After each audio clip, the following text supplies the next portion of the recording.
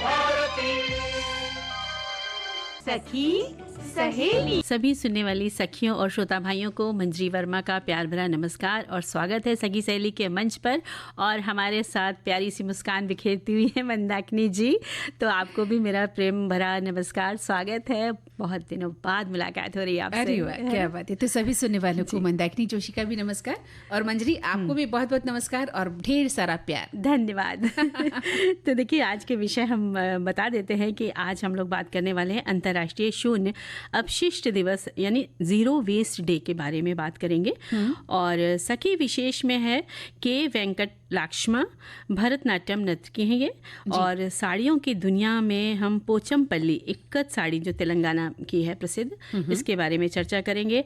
और 30 मार्च रविवार को पड़ रहा है गुड़ी पड़वा, चेटी चंड, उगादी और चैत्र नवरात्रि, यानी कि इसके बारे में हम चर्चा करेंगे। बिल्कुल आपने सही कहा। अच्छा, एक बात बताओ, कहीं जाना है क्या तुम्हें? नहीं, तो मुझे ऐसा लगा कि ट्रेन छूट रही हो जैसे।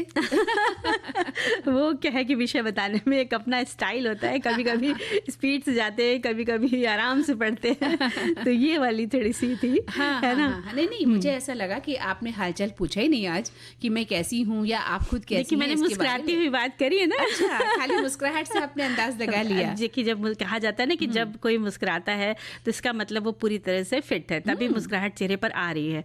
अगर मुस्कुराहट चेहरे पर नहीं होती तो यानी या कुछ सोच रहा है या कुछ उसकी परेशानी है। तो जब आपकी मुस्कुराहट हमें ऑलरेडी दिख रही है, अच्छा, तो श्रोता भाइयों, अब हम क्या कहें, मंदाकिनी में वैसे ही बहुत मजेदार है। गीतकार ने हमारी पंक्ति लिखी है कि तुम इतना जो मुस्कुरा रहे हो, क्या गम है जिसको छुपा रहे हो, तो उसका क्या कहोगे फिर? हाँ, बस गम तो नहीं है। वो उन्होंने उस गाने के लिए जहाँ जरूरत होगी उन्होंने उस समय के लिए लिखा है। अच्छा। लेकिन ये चीज अलग है कि आप जो मुस्कुरा रही हैं उसकी अलग बात है। तो चलिए, आपकी पार की नजरों को सलाम है जी। लेकिन ऐसा होता है, जहाँ तक मुझे लगता है कि लोग हंसते मुस्कुराते हैं, लेकिन भीतर कहीं ना कहीं बहुत ज्यादा दुख भी होता है, परेशानियां भी होती हैं, और जिंदगी में ये लगा ही रहता है। और असली खिलाड़ी वही है मंजरी, जो जिंदगी में अगर हार भी जाए लेकिन अपने आप को हमेशा जीता हुआ महसूस करे। बिल्कुल सही, बिल्कुल उसके जीवन में हजारों दुख, कष्ट, परेशानियां हो सकती हैं, लेकिन उसको हमेशा हंसते मुस्कुराते हुए ही लोगों से बात करनी चाहिए। बिल्कुल, यही जीवन का फलसफा भी है। बिल्कुल फलसफा है। और तो आज हम क्या बात करने वाले हैं? पहले हम बात करने वाले हैं जो अंतर्राष्ट्रीय शून्य अपशिष्ट दिवस है, जिसके बारे में हमें ये समझना है कि जो हम चीज़ें इस्तेमाल करते हैं उनको हम कम से कम वेस्ट की तरफ लेके जाएं, क्योंकि बहुत सारी चीज़ें हम घर में ऐसी चीज़ें खरीद लाते हैं कि उनको बाद में जो ख़त्म होने लगती है, टूटने लगती है, तो उनका कुछ करने के बारे में हमें सोचना चाहिए कि हम उसको कैसे बाद में रीयूज़ कर सकते हैं। बिल्कुल सही कहा आपने। एक तो जब हम खरीदारी करते हैं तो ये ध्यान रखें कि हम किन चीज़ों की खरीदारी कर रहे हैं और इनका बाद में क्या हश्र होना है। बिल्कुल, कई बार आप घर में इतना सामान ले आती हैं कि वो बाद में कबाड़ का रूप ले लेती हैं। तो ऐसी स्थिति में आपको ये ध्यान रखना है कि जो कबाड़ का सामान है उसे कबाड़ी को आप दे दें। भले ही आपको पैसे नहीं चाहिए, लेकिन वहाँ वो रिसाइकलिंग हो जाएगा और उसका दूसरा कार्य हो जाएगा। ये ना हो कि आप बाहर जाकर फेंक दें और बाहर जाकर आप ढेरों एक अंबार लगा दें कचरे का, जिससे दुनिया भी परेशान होती है, आसपास के लोग परेशान होते हैं और माहौल भी खराब होता है। जैसे आपने अभी कहा है ये बात कि आप उनको दे दें जो इसको लेने के लिए आते हैं, तो जैसे कि बोतलें हैं वो निकलती हैं, या हम तेल के डिब्बे यूज करते हैं वो निकलते हैं, या पाउडर लगाते हैं उनके डिब्बे होते हैं, क्रीम के बहुत सारी चीजें हैं। इसके साथ साथ इलेक्ट्रॉनिक सामान बहुत सारा निकलता है, कीले हैं, तार हैं, कुछ भी नट बोल्ट पुराने हो जाते हैं।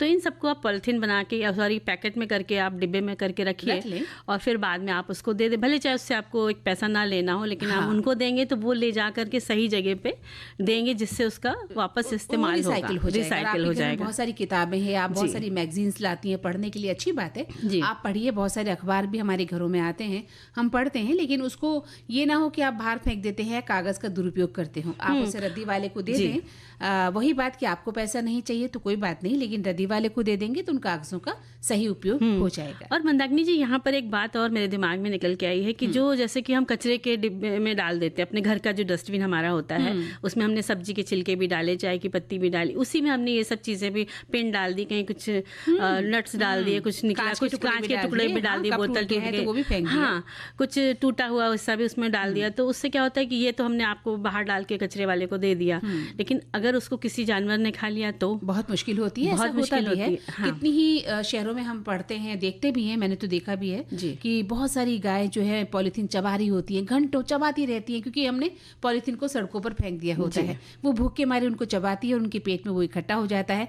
जब ऑपरेशन होता है उनका तो न जाने कितना किलो अंदर से पॉलीथीन निकलता है। गाय बीमार हो जाती है, हमारे मूक जानवर जो है परेशान हो जाते हैं, बीमार हो जाते हैं जी। तो हमें इन सब बातों का ध्यान रखना चाहिए कि हम खाने के समय खाने की चीजें फेंकें। अगर हमारे घर में सब्जी के छिलके हैं तो उनकी खाद बना सकते हैं, या फिर आप किसी को अगर बाहर गाय के लिए फेंक रहे हैं तो सिर्फ वो खाद्य पदार्थ हो, उसमें कील का टुकड़ा या कांच का टुकड़ा नहीं जाना चाहिए। बिल्कुल। और इसी के बारे में एक और बात याद आई कि एक जगह मैंने पढ़ा था कि एक फैमिली थी, उन्होंने ये निश्चय किया कि आसपास उनके जो भी घर थे तो उन्होंने आपस में बात कर ली और बाहर एक डिब्बा रख दिया कि इस बड़ा सा डिब्बा कचरे का, कि जो भी आप लोग सब्जी के छिलके काटेंगे, बस सिर्फ सब्जी वगैरह फल वगैरह के छिलके, वो आप लाके इस डिब्बे में डाल दीजिएगा, और जब ये 1 महीने बाद ये खाद के रूप में परिवर्तित हो जाएगा तो सब लोग आकर के इसमें से खाद लेके जाइएगा और अपने पौधों में डालिएगा। तो ये तरीका मुझे जब पढ़ा तो मुझे बहुत अच्छा लगा कि जिसने भी ये प्रयास किया बहुत ही सराहनीय प्रयास है। हाँ। तो इस तरह से हम लोग भी ऐसे पहल कर सकते हैं। बिल्कुल कर सकते हैं। तो इसलिए आप कोशिश करें कि पहले तो आप अपने कपड़े हैं, लत्ते हैं, जितनी भी चीजें हैं, बहुत सारे कपड़े हम ले आते हैं। खासतौर से स्त्रियां तो साड़ियां खरीदती ही रहती हैं, जैसा कि आज मैं भी तुमसे एक साड़ी गिफ्ट में लेने वाली हूँ। मुझे पता है। तो है ना, वो हमारी कमजोरी होती है कि हम कपड़े ले आते हैं, घर में न जाने कितने कपड़े पड़े होते हैं, फिर भी हमारा मन नहीं भरता है। तो इन कपड़ों का भी सही प्रबंधन करना बहुत जरूरी है। किसी जरूरतमंद को दे दे। इनको ऐसे नहीं कि आपने अपने घर में रद्दी के रूप में काम लिया, पोछा पाछा और फिर बाहर फेंक दिया। तो इस तरह से काम न करें। ये इन कपड़ों को भी पशु चबाने लग जाते हैं, बिल्कुल सही बात है। उनको समझ नहीं होती है। तो इन सभी चीजों को आपको ध्यान रखना है, और अंतर्राष्ट्रीय स्तर पर इसका समस्या का निराकरण सोचा जा रहा है, इसलिए आप व्यक्तिगत स्तर पर तो कम से कम सोच ही सकते हैं। और मंदाकिनी जी, प्रत्येक वर्ष यानी 30 मार्च को अंतर्राष्ट्रीय शून्य अपशिष्ट दिवस मनाया जाता है, जिसका उद्देश्य टिकाऊ उपभोग और उत्पादन पैटर्न को बढ़ावा देना है और अपशिष्ट प्रबंधन के बारे में जागरूकता बढ़ाना है। ये दिवस संयुक्त राष्ट्र महासभा द्वारा 14 दिसंबर 2022 को 30 मार्च को इस दिवस मनाने के लिए ये दिन तय किया गया था, जिसकी शुरुआत 2023 से हुई। जी हाँ, और अब तक इस दिवस को मनाया जा रहा है और आगे भी मनाया जाएगा, क्योंकि international day of zero waste जो है, हम रिसाइकलिंग और रीयूज के द्वारा बहुत हद तक जीरो वेस्ट को कर सकते हैं। इस वर्ष की थीम भी रखी गई है मंजरी, फैशन और वस्त्र क्षेत्र में शून्य अपशिष्ट। तो वस्त्रों के जीवन को बढ़ावा, साथ ही पुनर्चक्रण, प्रौद्योगिकियों और बुनियादी ढांचे में सुधार करना, अपशिष्ट को कम करने और मूल्यवान संसाधनों को पुनः प्राप्त करने के लिए ये दिन मनाया जाता है। और सन 2000 से लेकर 2015 के बीच कपड़ों का उत्पादन दोगुना हो गया था। ये अनुमान है कि दुनिया भर में हर साल 92 मिलियन टन कपड़ा कचरा पैदा होता है, और ये हर सेकंड जलाए जाने वाले लैंडफिल में भेजे जाने वाले कपड़ों से भरे ट्रक के बराबर है। इस तरह से कपड़ा क्षेत्र में उत्पादन और खपत में तेजी से वृद्धि के कारण गंभीर पर्यावरणीय, आर्थिक और सामाजिक मुद्दे पैदा हो रहे हैं। खासकर ग्लोबल साउथ में प्रदूषण संकट ना हो, इसलिए शून्य अपशिष्ट दिवस को अपनाना चाहिए। बिल्कुल सही कहा आपने कि घर में जितना भी हमारा अपशिष्ट पदार्थ है उसको तरीके से आप रिसाइकलिंग के लिए यूज़ में लाएं, और ये घर के सभी सदस्यों को पड़ोस में या समाज में इस स्तर पर बातचीत होनी चाहिए कि हम अपने घर का जो कचरा है उसको किस तरह से रिसाइकलिंग के लिए बाहर डाल सकते हैं, बाहर भेज सकते हैं। इसी स्वागत के साथ हमारे पास बहुत सारे सखियों ने संदेश भेजे हैं, तो उनमें से एक ले लेते हैं। बिल्कुल। अंतर्राष्ट्रीय शून्य अपशिष्ट दिवस हर साल 30 मार्च को मनाया जाता है। इसका मकसद वैश्विक स्तर पर अपशिष्ट प्रबंधन को बढ़ावा देना और टिकाऊ उपभोग और उत्पादन को बढ़ावा देना है।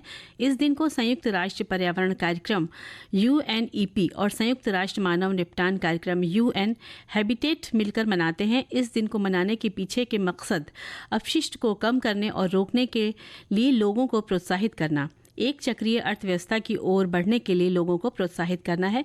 राष्ट्रीय, क्षेत्रीय और स्थानीय स्तर पर शून्य अपशिष्ट पहलों को लागू करने के लिए लोगों को प्रोत्साहित करना, सतत विकास में योगदान देने के लिए लोगों को प्रोत्साहित करना है। एक श्रोता लिखते हैं कि 14 दिसंबर 2022 को ये घोषित किया गया था, संयुक्त राष्ट्र महासभा ने इसे घोषित किया था अंतर्राष्ट्रीय शून्य अपशिष्ट दिवस को, और जिसका उद्देश्य अपशिष्ट प्रबंधन के महत्व और टिकाऊ उपभोग और उत्पादन पैटर्न को बढ़ावा देना था। 2025 में थीम है चक्रीय समाधानों के माध्यम से परिवर्तन लाना। तो 2024 में थीम थी शून्य अपशिष्ट एक स्थायी भविष्य। तो इस तरह से ये दिन खास मायने रखता है। और अगले संदेश में लिखते हैं कि ये अपशिष्ट प्रदूषण संकट से निपटने और एक स्थायी भविष्य की दिशा में काम करने के लिए एक महत्वपूर्ण अवसर है। ये शून्य अपशिष्ट सिद्धांतों को अपनाने और जिम्मेदार उपभोग और उत्पादन की वकालत करने के लिए एक मंच प्रदान करता है। सभी ने बहुत अच्छे विचार साझा किए हैं। और एक श्रोता लिखते हैं कि दुनिया भर में सेमिनार, प्रशिक्षण सत्र, वकालत अभियान और फैशन शो जैसे कार्यक्रम आयोजित किए जाते हैं और शून्य अपशिष्ट पहलों में भाग लेने के लिए सरकारों, व्यवसायों और नागरिकों को भी प्रोत्साहित किया जाता है। अपशिष्ट में कमी और टिकाऊ उपभोग पर भी जोर दिया जाता है। और एक लिखते हैं कि 2023 से हर साल ये मनाया जा रहा है और इस दिवस का उद्देश्य वैश्विक स्तर पर अपशिष्ट प्रबंधन को बढ़ावा देना, टिकाऊ उपभोग और उत्पादन पैटर्न को बढ़ावा देना और शून्य अपशिष्ट पहल को आगे बढ़ाना है। और इसी तरह एक और लिखते हैं कि शून्य अपशिष्ट पहल सतत विकास लक्ष्यों को प्रयत्न करने में महत्वपूर्ण है। चक्रीय अर्थव्यवस्था प्रथाओं को अपनाने से पारिस्थितिकी पद चिन्हों को कम किया जा सकता है। और इस साल का विषय जैसे इन्होंने लिखा है फैशन और वस्त्र उद्योग में शून्य अपशिष्ट की ओर। बिल्कुल। और देखो मंजरी, सबसे बड़ी बात है कि जो कचरे की मात्रा है उसको कम करना हमारा उद्देश्य होना चाहिए और इस दिन का उद्देश्य भी है जैसे कि हम कम सामान खरीदें और सामान को कम मात्रा में इस्तेमाल करें, क्योंकि बहुत सी चीजें ऐसी हैं, ऐसी वस्तुएं हैं जो मिट्टी या नदियों में, समुद्रों में फेंकने से उनकी गुणवत्ता भी खराब होती है। तो अब जो खाद्य पदार्थ हैं या सब्जियों के छिलके हैं, जैसा कि हमने पहले भी कहा कि उनको सही तरीके से आप यूज़ में लाएं। अगर खाद बनानी है तो उसको इकट्ठा करें, रीयूज़ करें उसका। और अगर आपको किसी पशु को खिलाना है तो उसमें अन्य चीज़ें इकट्ठा ना हो, जैसे कि पॉलीथीन है, कांच है, टीन है या लोहा है, इस तरह की कोई चीज़ इस्तेमाल ना हो। और हर व्यक्ति को जागरूक रहना बहुत ज़रूरी है। बिल्कुल। और इसके साथ साथ जब हम लोग कुछ कपड़े वगैरह खरीद के लाते हैं तो उसमें जो पैकिंग निकलती है, चाहे वो गत्ते की हो चाहे पेपर की हो, तो और प्लास्टिक भी निकलता है कॉलर वगैरह में शर्ट के रहते हैं, तो उन सबको भी आप ऐसा रखें कि आप उसको दूसरी तरह से आप उसको जो लेने आते हैं उनको आप दें तो वो उसका अलग से इस्तेमाल कर सकेंगे। मंजरी जी, आज हम लोग बात करने वाले हैं सखी विशेष में के वेंकट लाक्षम्मा के बारे में, जो भारतीय भरतनाट्यम की नर्तकी हैं, डांसर हैं। बिल्कुल। और के वेंकट लाक्षम्मा एक बहुत प्रसिद्ध भरतनाट्यम नर्तकी थी।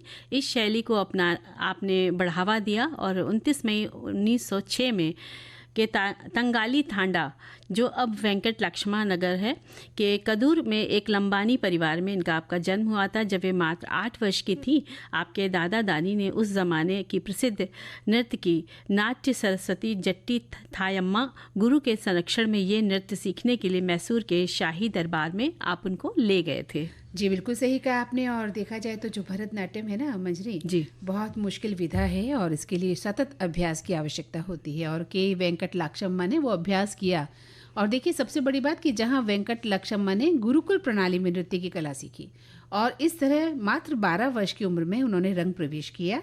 भाषा में भी उन्हें रुचि थी, तो उन्होंने अस्थाना, विद्वान देवोत्तम जोइस शांता शास्त्री और गिरी भट्ट से संस्कृत सीखी।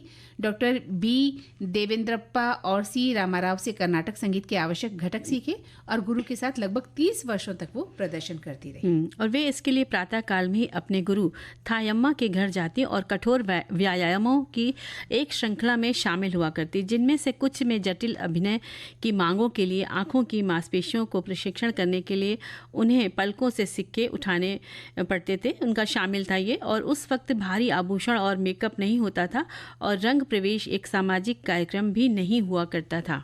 हाँ, और आगे चलकर फिर क्या हुआ कि सन 1939 में वेंकटा लक्ष्मा को महान राजा के दरबार में अस्थाना विदुषी शाही दरबारी नर्तकी नियुक्त भी किया गया था। और इस तरह से वे राजा कृष्ण राजेंद्र वोडेयार चतुर्थ द्वारा सम्मानित भी हुई और शीघ्र ही भरतनाट्यम की दुनिया में आप जानी जाने लगी। आपको ही भरतनाट्यम की मैसूर शैली को ऊपर तक पहुंचाने में, यानी शिखर तक पहुंचाने में ले जाने का श्रेय दिया जाता है। और इस तरह शाही दरबार में कृष्ण राजेंद्र वोडेयार चतुर्थ और मैसूर के अंतिम शासक जय चामा राजेंद्र वोडेयार के दरबार में 40 वर्षों तक अस्थाना विदुषी के रूप में आपने सेवा की। और इसके बाद प्रसिद्ध अभिनय कलाकार वेंकट लाक्षम्मा ने अपनी स्वयं की संस्था भारतीय नृत्य निकेतन खोली। 1965 में जब मैसूर विश्वविद्यालय में नृत्य संकाय की स्थापना की गई तो वेंकट लाक्षम्मा इसकी पहली रीडर बनी और 1974 में 9 साल तक सेवा देने के बाद सेवा निवृत्त हुई। और उनके सेवानिवृत्ति के बाद उनकी पोती शकुंतला या ने लीडर के रूप में काम किया और वेंकट लाक्षम्मा ने भारत और अन्य विदेशों में कई नर्तकियों को प्रशिक्षित किया। बेंगलुरु में नुपुरा स्कूल ऑफ भरतनाट्यम सहित विभिन्न स्थानों में नृत्य शिक्षिका और प्रिंसिपल के रूप में काम किया और दरबार में रचनाओं की काव्यात्मक सुंदरता, चेहरे के हाव भाव, हाथों के भाव के साथ मधुर संगीत को भी उन्होंने प्राथमिकता दी और अभिनय संख्याओं का एक समृद्ध संग्रह विकसित किया। ये मैसूर शैली को भरतनाट्यम के अन्य प्रकारों से भी अलग करता था। बिल्कुल। और आपको संगीत नाटक अकादमी पुरस्कार 1964 में कर्नाटक से प्रथम पुरस्कार विजेता रहीं, 1976 में संगीत नृत्य अकादमी पुरस्कार, 1977 में मैसूर विश्वविद्यालय से सी डिलिट और 1988 में कन्नड़ राज्योत्सव पुरस्कार, 1989 में बेंगलोर गयाना समाज में संगीत कला रत्न और 1962 में पद्म भूषण प्राप्त हुआ। प्रथम शांतला नाट्यश्री पुरस्कार कर्नाटक में ये सर्वोच्च पुरस्कार है जो उन्हें मिला और 2001 में हम्पी विश्वविद्यालय से नादोजा पुरस्कार प्राप्त हुआ। हाँ, और इसके अलावा डॉक्टर के वेंकट लाक्षम्मा की अगर बात करें तो वे कुशल नर्तकी थी, दृढ़ निश्चयी शिक्षिका थी और सच्ची पूर्णतावादी और अपनी कला के प्रति मेहनती सेविका थी। उन्होंने अपनी तीक्ष्ण बुद्धि से और जीवंतता के साथ अपनी प्रतिभा को शीर्ष तक पहुंचाया। 1 जुलाई 2002 में इस संसार में से उन्होंने विदा ले ली और ऐसी महान कलाकार की कला और उनके योगदान को कभी भुलाया नहीं जा सकता और ऐसी नृत्य की महान कलाकार को हम शत शत नमन करते हैं। तो अब सिलसिला शुरू करते हैं हमारे श्रोताओं के जो संदेश हम तक पहुंचे हैं उनसे। एक श्रोता लिखते हैं कि नृत्य एक ऐसा कौशल है जिसे अभ्यास और तकनीक के माध्यम से हासिल किया जाता है। अभिनय नर्तक के व्यक्तिगत विचारों और व्याख्या करने की उनकी जन्मजात क्षमता की संपूर्णता का परिणाम है। ये अत्यधिक व्यक्तिपरक है, इसलिए कोई व्यक्ति अभिनय में किसी व्यक्ति का मार्गदर्शन तो कर सकता है लेकिन उसे पूरी तरह से सिखा नहीं सकता है। बिल्कुल सही बात। और एक लिखते हैं कि के वेंकटा लक्ष्मम्मा की शिष्या ललिता श्रीनिवासन के अनुसार मैसूर दरबार में लयबद्ध असाधारणता का मनोरंजन नहीं किया जाता था, इसके बजाय रचनाओं की काव्यात्मक सुंदरता, उपयुक्त चेहरे के भाव और हाथों के हाव भाव के साथ मधुर संगीत को प्राथमिकता दी जाती थी और अभिनय संख्याओं का एक समृद्ध संग्रह विकसित किया जाता था। ये मैसूर शैली को भरतनाट्यम के अनेक प्रकारों से अलग करता है। वहीं एक श्रोता का लिखना है कि वेंकटा लक्ष्मा की शिष्या ललिता श्रीनिवासन के अनुसार मैसूर दरबार में मनोरंजन नहीं किया जाता था और साथ ही वो लिखते हैं कि 1939 में महान राजा कृष्णा राजेंद्र वोडियार चतुर्थ द्वारा अस्थाना विदुषी शाही दरबारी नर्तकी नियुक्त की गई थी और जल्द ही वो भरतनाट्यम की दुनिया में एक बड़ा नाम बन गई थी और उन्हें भरतनाट्यम की मैसूर शैली को उसके शिखर पर ले जाने का श्रेय दिया जाता है। उन्होंने कृष्णराज वोडियार चतुर्थ और मैसूर के अंतिम शासक जय चामा राजेंद्र वोडियार के दरबार में अविश्वसनीय 40 वर्षों तक अस्थाना विदुषी के रूप में सेवा की थी। और एक सखी लिखती हैं कि वेंकट लाक्षम्मा को 1949 में महान राजा कृष्ण राजेंद्र वोडियार चतुर्थ द्वारा अस्थाना विदुषी शाही दरबारी नृत्य किया गया था और जल्द से वह भरतनाट्यम की दुनिया में एक घरेलू नाम बन गई। उन्हें भरतनाट्यम की मैसूर शैली को उसके शिखर पर ले जाने का श्रेय दिया जाता है। उन्होंने कृष्णराज वोडियार चतुर्थ और मैसूर के अंतिम शासक जयचामा राजेंद्र वोडियार के दरबार में अविश्वसनीय 40 वर्षों तक अस्थाना विदुषी के रूप में सेवा की।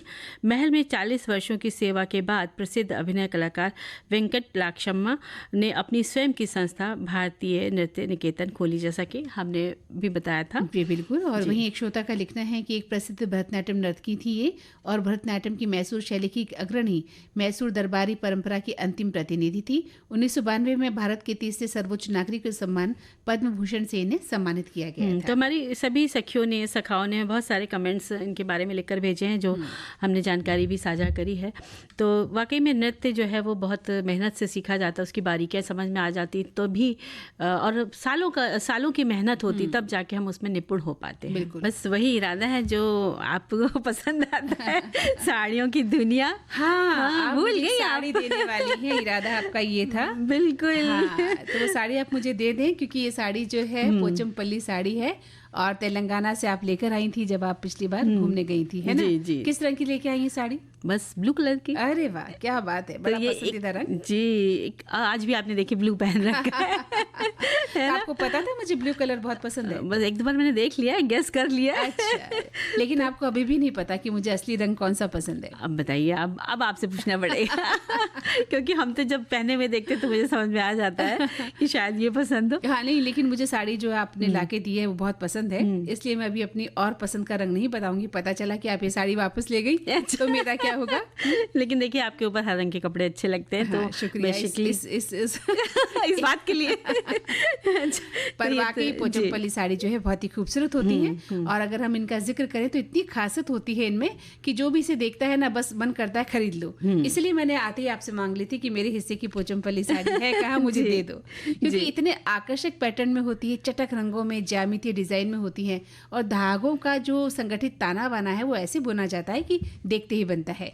काफ़ी मेहनत से ये साड़ियाँ तैयार होती हैं। पोचमपल्ली जो है यादाद्री भुवनागिरी ज़िले तेलंगाना राज्य में ये साड़ियाँ बनाई जाती हैं, और इनमें रंगाई की पागड़ू बंधु इकत यानी शैली में पारंपरिक ज्यामितीय पैटर्न बने होते हैं जो आधिकारिक एयरलाइंस की हैं, और उसमें कैबिन क्रू यही साड़ियाँ पहने दिखती हैं।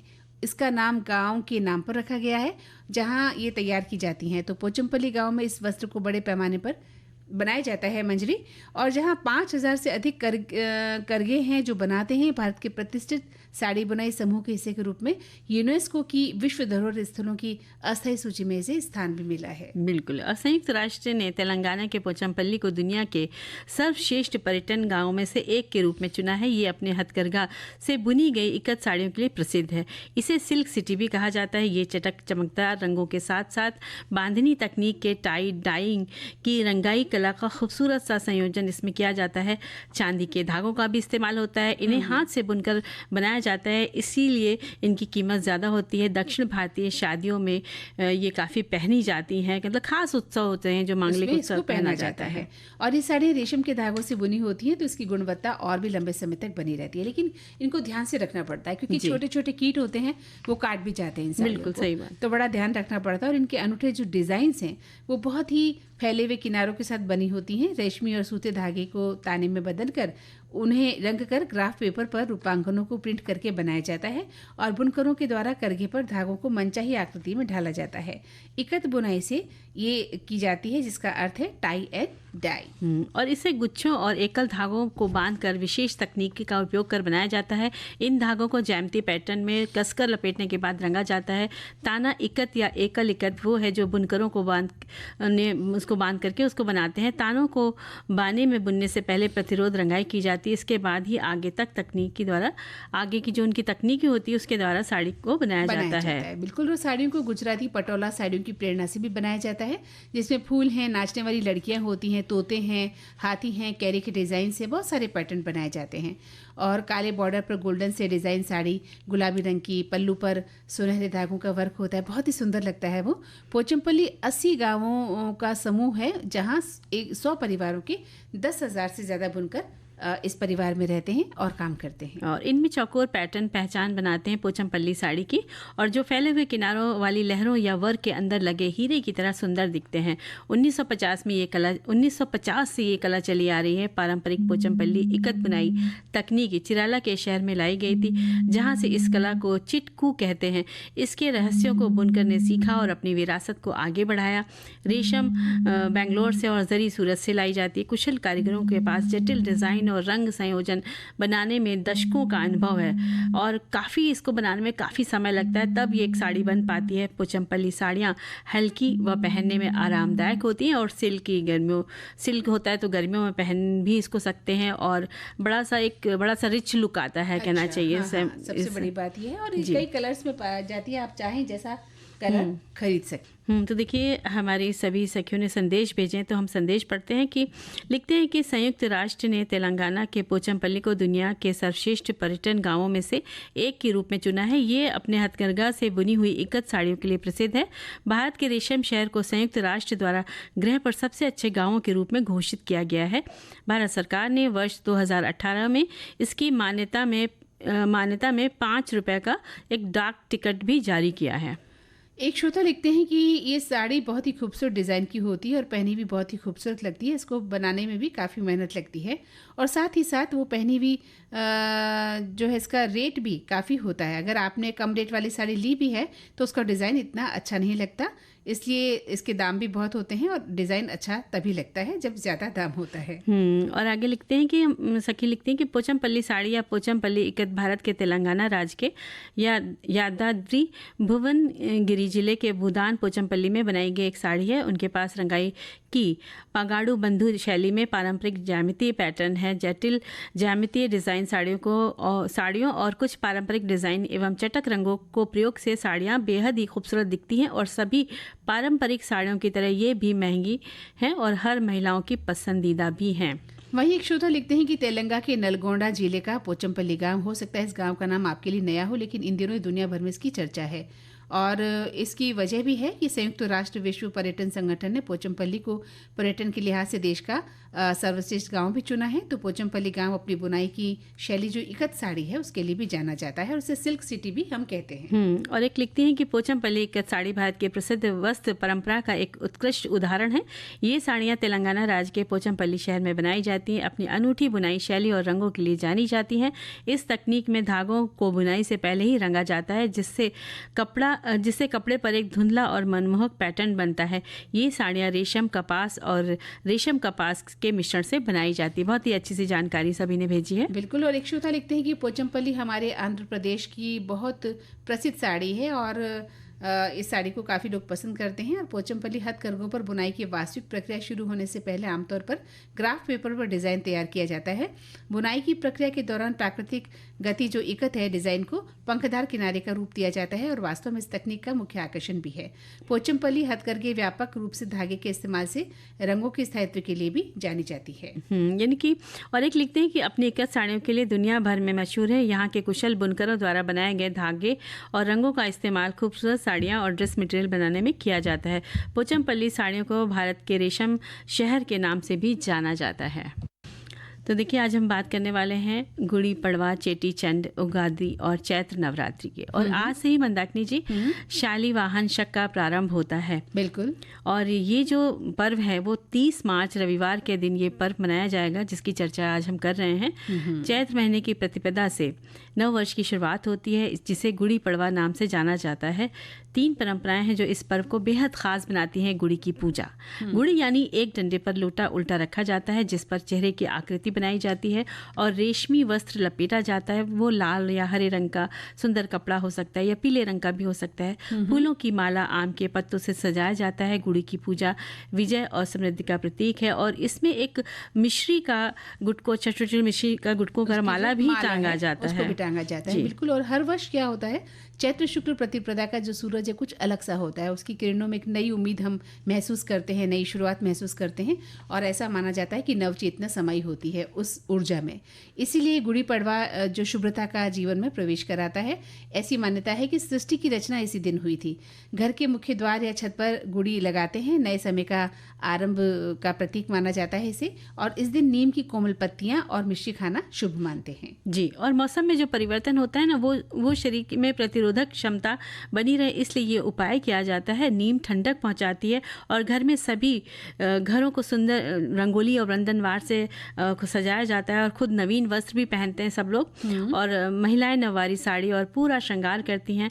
घर में पूरन पोली, चने की दाल, उड़द से बनाई जाती है। गुड़ी को धर्म ध्वज भी कहा जाता है और इसके प्रत्येक हिस्से का महत्व है। जैसे उल्टा पात्र सिर को दर्शाता है, जबकि दंड मेरुदंड का प्रतिनिधित्व करता है। इस त्योहार को किसान द्वारा रबी की फसल की कटाई के बाद पुनः बुवाई करने की खुशी में मनाते हैं।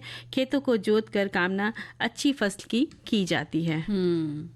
और गुड़ी पड़वा को देश के विभिन्न हिस्सों में अनेक नामों से मनाया जाता है। गुड़ी पड़वा को गोवा और केरल में कोंकणी समुदाय द्वारा संवत्सर पंडवों के रूप में मनाते हैं और कर्नाटक में युगाड़ी नाम से प्रसिद्ध है। आंध्र प्रदेश में और तेलंगाना में उगादी के रूप में पर्व मनाते हैं और इस दिन को कश्मीरी हिंदुओं द्वारा नवरेह के तौर पर मनाया जाता है। बिल्कुल सही कहा। और अलग अलग जगहों पर अलग अलग नाम से जो पर्व है मनाया जाता है। और इसी दिन से जिसकी हम जिक्र कर रहे हैं चैत्र नवरात्रि भी शुरुआत हो जाती है। मंदिरों में जो घरों में होते हैं घट स्थापना की जाती है, ज्वारें बोई जाती हैं, 9 दिन देवियों की पूजा की जाती है। 9 रूपों में पूजा, हवन, भजन, कीर्तन किया जाता है, उपवास रखा जाता है और नव दुर्गा के नाम से ये दिन पूजे जाते हैं जिन्हें, और फिर रामनवमी भी पड़ती है। और गुड़ी पड़वा की एक और बात है कि भगवान राम जब 14 वर्ष वनवास पूर्ण करके सीता और लक्ष्मण जी के साथ अयोध्या लौटे थे, तो ये दिन राम की रावण पर विजय का दिवस के रूप में भी जश्न मनाया जाता है, विजय दिवस के रूप में मनाया जाता है। और चेटी चंड की अगर हम बात करते हैं तो सिंधी लोगों का ये